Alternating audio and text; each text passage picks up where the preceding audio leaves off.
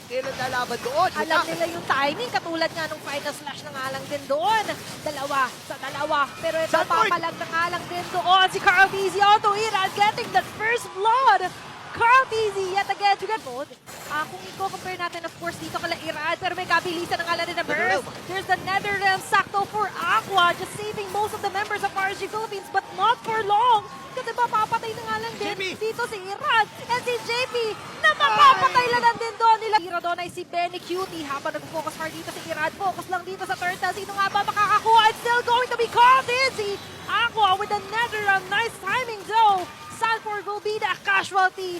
May isang namatay pero hindi yata papay si Carl Tizzy na wala sila nakuha tayo doon dahil si Kusay naman na kanyang tatanggalin, making it a double kill out. For dito, yung complex nung meron tayong brush dito sa may bandang kanan kasi yung Netherrealm ni Aqua ay sasakto para makaligtas sa ibang mga members dito ng RSG Philippines habang si Benny Cutie na mapapasok doon sa kanyang mga bala. Papasok din dito with the Spirit of Flash na papatay ni Kusay doon si Benny Cutie. Hirado ang Rihanna will be taken down pero gaganti ng alang din ang mga pre. That's going for a double kill for Kusay. At si Sanji hindi niya nang alam din maliligtasin pa. Make Adi JP, natignan mo naman yung damage ni Kusay. Habang doon sa pinakagilid naman si Sanji at tatanggalin doon ni Nats. It's Sanford. Fall down as well, JP. Will be taken. Endable ata. Sila ata ang tatawagan ng Endable dito. Endable na nga ba dahil ang RSG Philippines ito na nga lang din. Ang task force nagmamadali Malapit si Benny Cutie